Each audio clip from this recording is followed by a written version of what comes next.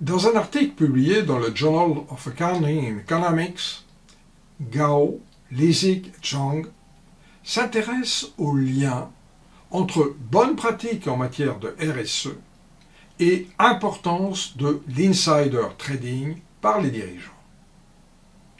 On peut penser qu'au sein d'entreprises particulièrement soucieuses de leur image dans la société, les dirigeants sont moins enclins à recourir à des pratiques pour réaliser des profits personnels au détriment de la communauté des investisseurs. L'étude porte sur la période allant de 1992 à 2011.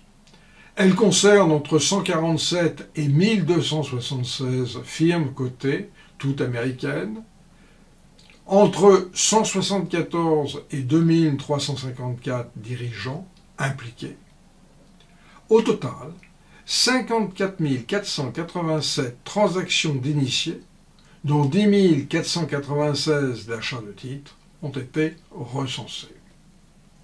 Les données proviennent des bases MSCI Stats, CSA, rating dénommé précédemment KLD, de Thomson Financial Insider Filing, de CompuStat, de CISP et d'ExecuComp. Elles sont complétées à l'occasion par des données relevées à la main à partir de Factiva et de sites web pour ce qui concerne les mesures d'information publique.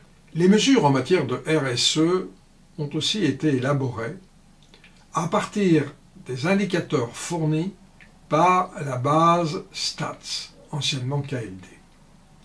De manière classique, les auteurs ont calculé les différences entre les nombres de points positifs et négatifs pour une centaine de mesures. Ils ont exclu les deux catégories suivantes: gouvernance, concept distinct de la RSE, et droits de l'homme, insuffisante variation dans cette variable au cours du temps. Enfin, pour distinguer les firmes à bonne pratique des autres, ils ont retenu un indicateur dénommé ici CSR, qui vaut 1 si le score est positif et 0 sinon. Les transactions d'insider trading sont celles réalisées par les top dirigeants, président, CEO, CFO, CEO, COO, CTO, etc., sur l'open market avec un minimum de 100 titres.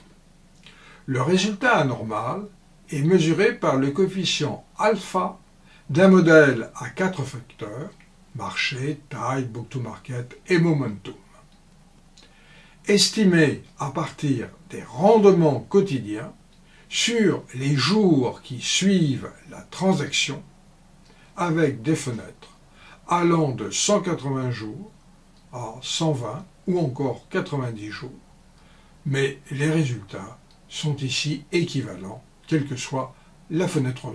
Le modèle de base est une régression linéaire des mesures induites par l'insider trading sur l'indicateur de bonne conduite en matière de RSE. Par ailleurs, est introduit un vecteur de variable de contrôle susceptible d'affecter ces profits, variables liées à l'asymétrie d'information, par exemple importance de la recherche et développement, existence de pertes, forte volatilité, couverture par les analystes, volume de transactions. Dans certains tests, des effets fixes par dirigeants et firmes sont introduits. Des traitements complémentaires sont aussi proposés. Question de l'endogénéité de la variable CSR, avec recours à la méthode du Propensity Score Matching, introduction de variables d'interaction avec des mesures propres aux dirigeants, force par exemple de leur discours en matière de RSE, ou importance des actions détenues. Ainsi, Gao, Lizig et Chang montre qu'il existe une association négative entre l'activité d'une entreprise en matière de RSE et l'importance de l'insider trading, réalisé par les principaux dirigeants.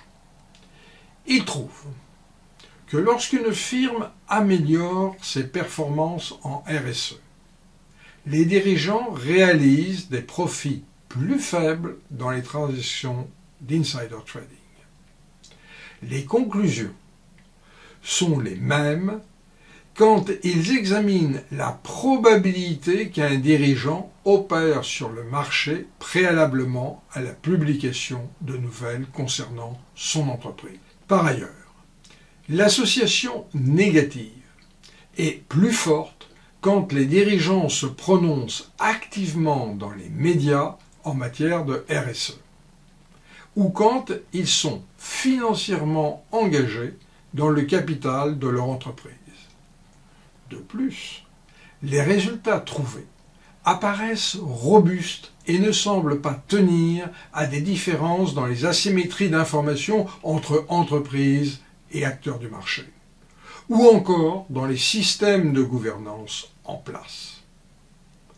En conclusion, la recherche d'une bonne image en RSE paraît comme un mécanisme susceptible de limiter les activités opportunistes d'insider trading.